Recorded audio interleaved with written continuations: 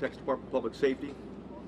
On Tuesday, the District Attorney for the 38th Judicial District, Christina Mitchell, requested that the Texas Rangers under the Department of Public Safety assume lead responsibility of this horrific murder of 19 innocent child and 2 adults.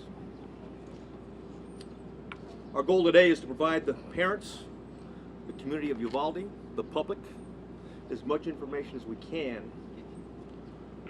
and where we are on the investigation. We're here to report the facts as we know them now, not to defend what was done or to criticize what was done or the actions taken. I'll begin first and foremost with the timeline as we know it. The second timeline I'll discuss is the 911 timeline. Then we'll talk about the relevant social or digital media footprint of the subject. Then we'll also have plenty of time for questions at that point.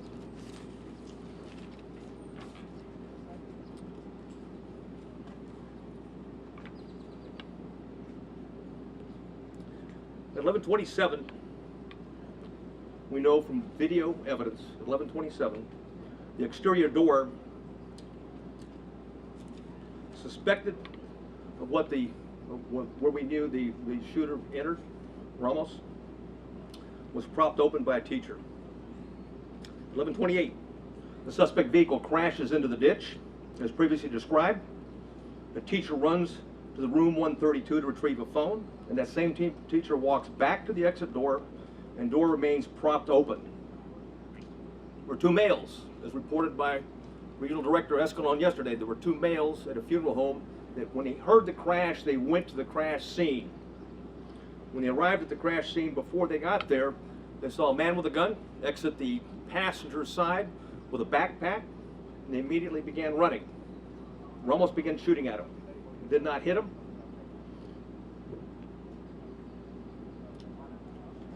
One of the males fell when he was running. Both males returned to the funeral home while they're running. And then again, we see through video, teacher reemerges inside the school in panic and apparently calls 911. 911 call at 11:30. There was a crash, man with a gun. 11:31, the suspect reaches last row of vehicles in the school parking lot. 11:31, the suspect shooting began at the school while patrol vehicles got to the funeral home. I'll point out where it is.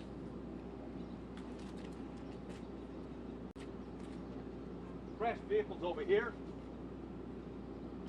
The suspect was hiding behind a vehicle, started walking down, shooting into the classroom.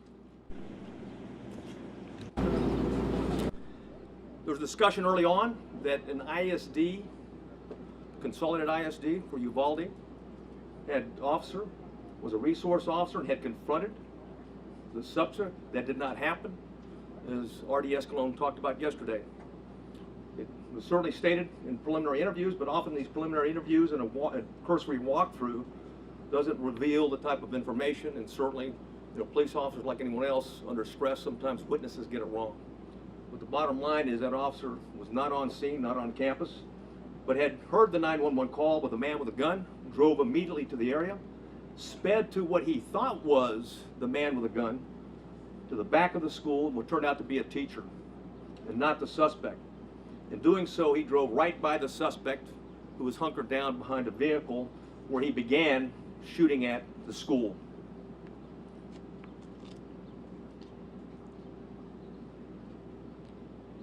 At 11:31, the suspect shooting in between the vehicle is when it began, while patrol vehicle gets to the funeral home.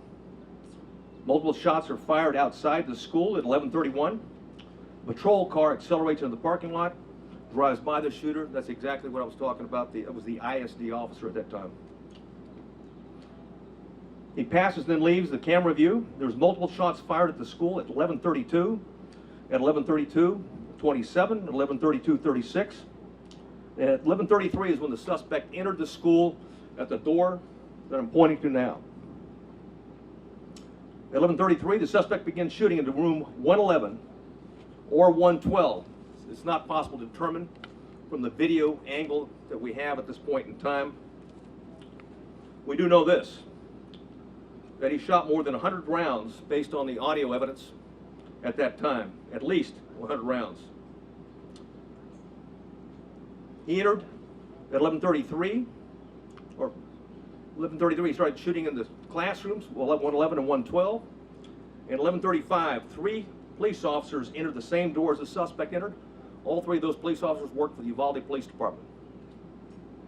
They were later followed by another 4, a team of Uvalde police officers, 3, and also a county deputy sheriff.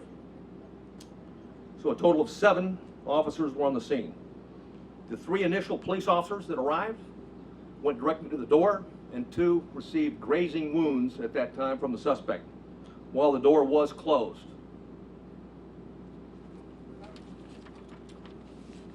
At 11:37, there was more gunfire. Another 16 rounds was fired at 11:37.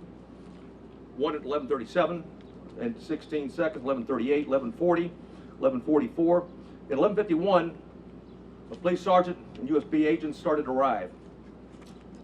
At 12:03, officers continued to arrive in the hallway, and there were as many as 19 officers at that time in that hallway.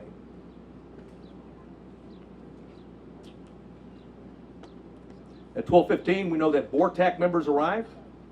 Not the entire BORTAC, but members of BORTAC, along with Shields. At 12:21, the suspect fired again, was believed to be at the door.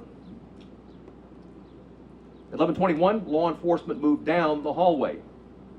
At 11:50, they breached the door using keys that they're able to get from the janitor because both doors were locked. Though both of the classrooms that he shot into were locked when officers arrived. They killed the suspect at that time.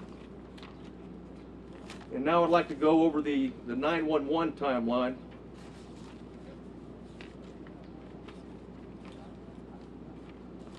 Which I'll warn you is not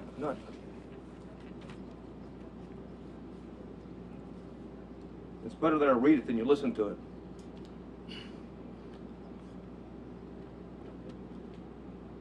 The caller identified, I'll not say her name, but she was in room 112, called 911 at 12:03. The duration of the call was 1 minute and 23 seconds. She identified herself and whispered she's in room 112. At 12:10, she called back in room 12, advised there multiple dead. 12:13, again she called on the phone. Again at 12:16, she called back and said there was 8 to 9 students alive. At 12:19, a 911 call was made, and another person in room 111 called. I will not say her name. She hung up when another student told her to hang up. At 12:21, you could hear over the 911 call that 3 shots were fired. At 12:36, 911 call that lasted for 21 seconds. The initial caller called back, student, child, called back, was told to stay on the line and be very quiet. She told 911 that he shot the door. At approximately 12:43 and 12:47, she asked 911 to please send the police now.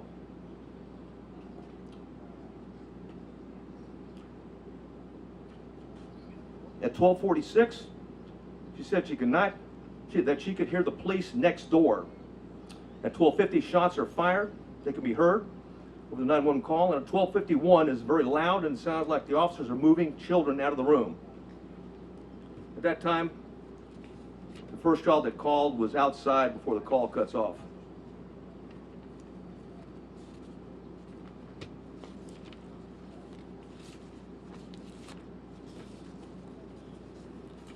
Additional information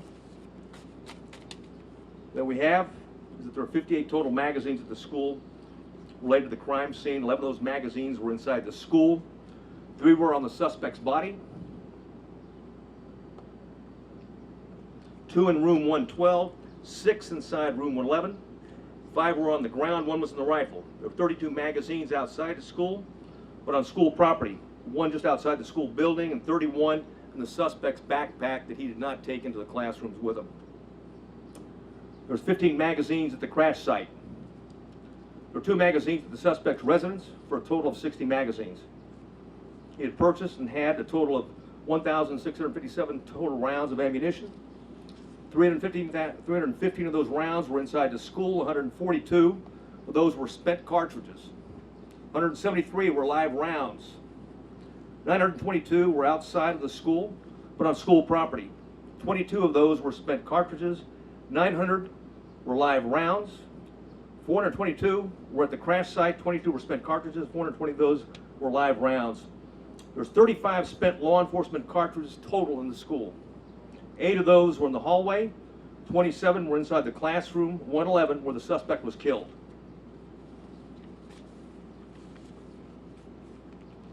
I mentioned that we're going to go over quickly a digital timeline.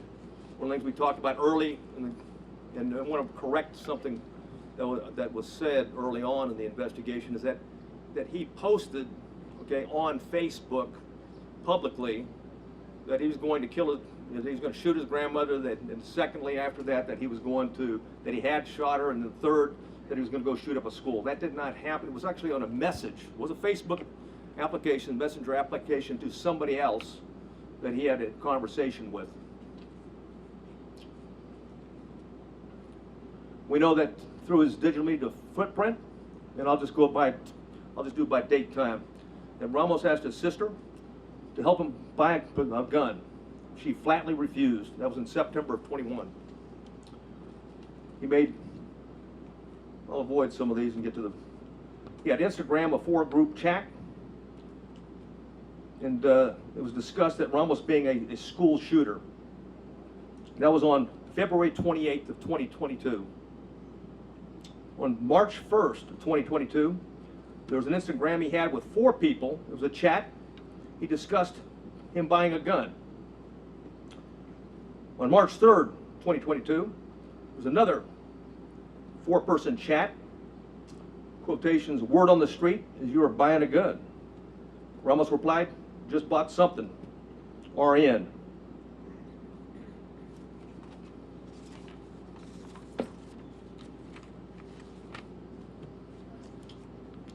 On March 14th, and there's an Instagram posting by the subject, in quotations, 10 more days. A user replied, are you going to shoot up school or something?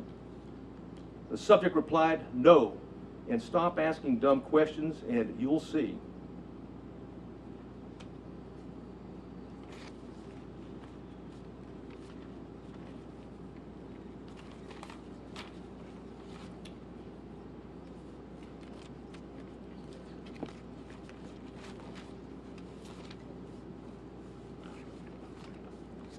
I know you have many questions, and I've agreed to stay as long as we can to answer as many of those questions as we can.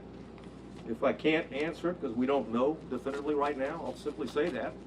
And it continues to be a preliminary investigation. There's, literally, certainly over hundreds of interviews that have been conducted, will continue to be conducted, and there's thousands of leads that are being pursued, not consecutively, but concurrently, and thanks to our federal and local partners. And I do want to mention behind me, we've got the FBI Special Agent in charge. We also have an ATF Special Agent in charge, or ASAC, and of course, who else? What I got behind? Okay, Texas Rangers. If there's any specifics that I haven't covered that I might need, they're